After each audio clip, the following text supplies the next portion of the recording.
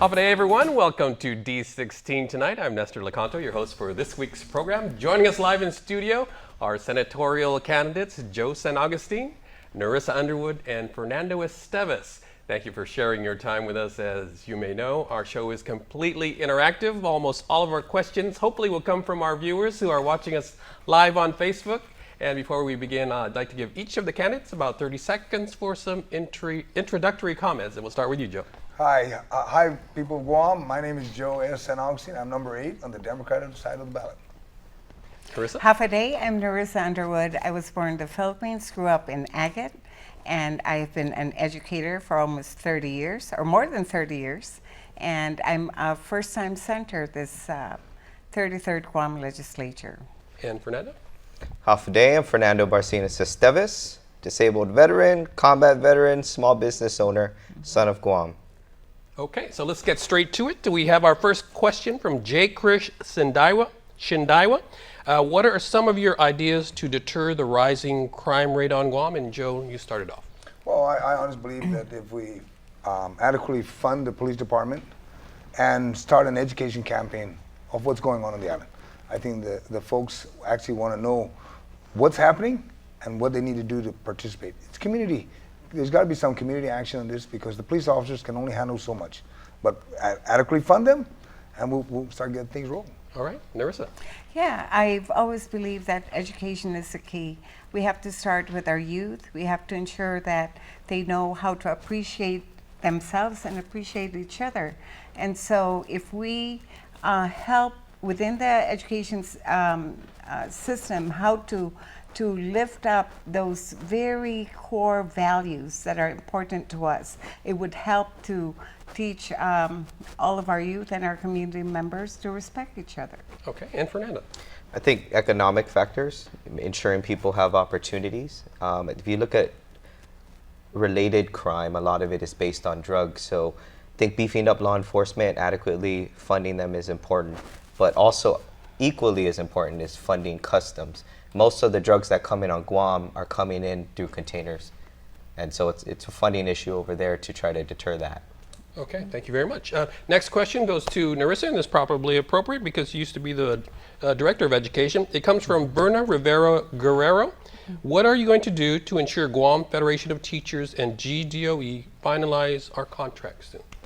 Well, actually, there had been conversations happening even over the past few months. This has been brought to my attention, and I believe in allowing both parties to first work this out.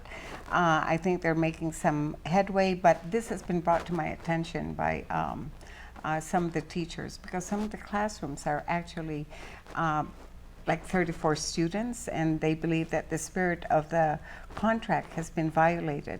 So I wouldn't have a problem bringing them together, and at least for them to set some timelines. But it's very important for us to respect the teachers. Okay, and Fernando. So I'm not going to lie myself through this. I don't have enough background knowledge to speak appropriately as to what the current situation is.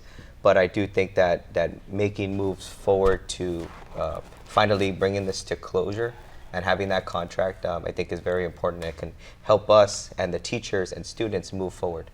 Okay, and Joe, what would you do if you were a senator to ensure that the Guam Federation of Teachers and GDOE finalize the contract? Well, you know, being formerly from the Guam Education Policy Board, you can't have too many students per teacher.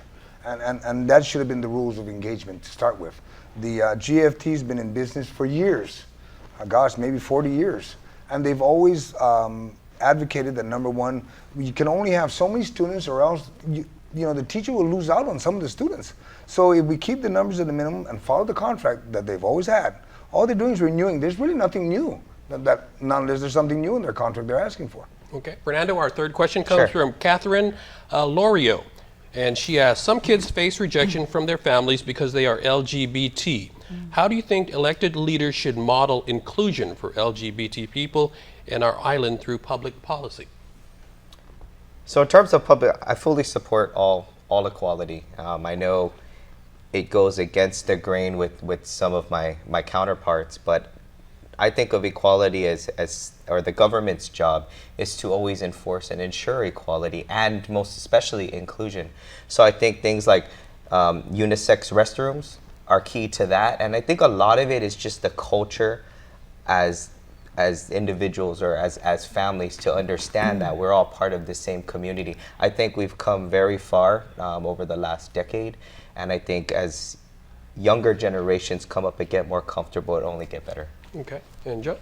Well, you know, I support the LGBT, and there's no reason for the people not to accept it. It's the law of the land. Let's move forward. Let's accept them, embrace them, and let's just do what we need to do. All right, and Nerissa? Well, I actually ran on the notion that if we provide equal opportunity and fair treatment to everyone, then we would have a more successful community. I authored the marriage equality here in Guam right after the decision had been made by the Supreme Court. And so I am very much in tune with that, but I also believe that it starts with the leaders. The more that we embrace people, no matter who they love, the more that those who are looking up to us would then also embrace them.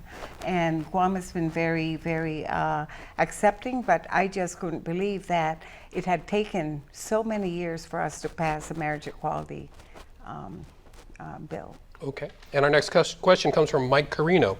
To you, Joe. How do you plan to pay tax refunds without resorting to borrowing on the bond market all the time? We cannot continue to borrow to pay for refunds, according to Mike. Well, you know, when you look at it on the tax refund, a lot of people don't understand that, number one, it really comes down to management of money. But if everybody would actually just stop and think about it, number one, every week, whoever's working are getting paid. And on their check stub, it always says income tax withheld. So the government has money every day because anybody that gets paid, the money's in the system. I honestly believe what the government needs to do is not wait for that magic day every 30 days saying, oh, we got $2 million. You've always had. Every week, I honestly believe the government should start paying the tax refund because you got to keep the economy moving and get that money revolving. All right. And well, I believe that in order for us to improve our financial condition, it again starts with us as leaders. If we want to have more money, we have to spend less, and we have to be responsible even within our offices. So we have a system in place right now. I don't believe in borrowing, especially for operational issues. I believe that at this point our people can be patient, but it starts with each one of us. Just because we are awarded or given $300,000 for our office doesn't mean that we would have to spend all the $300,000. So it starts with decreasing our expenditures. And Fernando? So looking at the tax situation, I do agree it is a cash management issue, and there are definitely things that we can improve upon.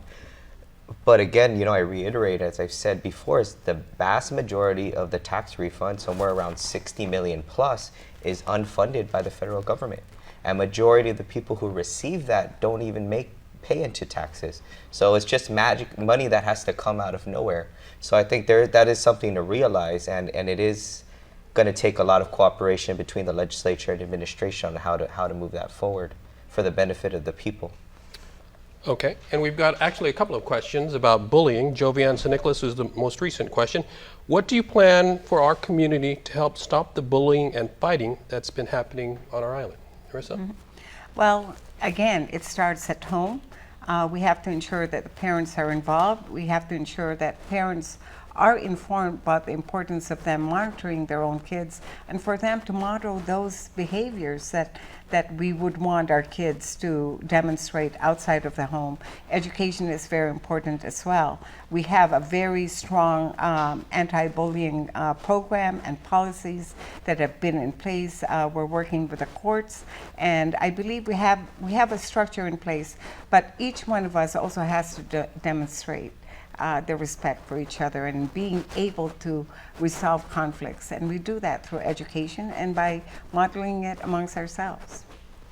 Okay, Fernando, you've got a 30 seconds to answer this, but what would you do to Sure. handle So bullying? I attended the anti-bullying forum at Southern High School, my alma mater, and I'm a graduate of Southern High School 2003, which you would call the dark ages there. So I'm familiar with the infighting and bullying. I'll tell you what was surprising to me is going back there, seeing is that the kids are policing themselves.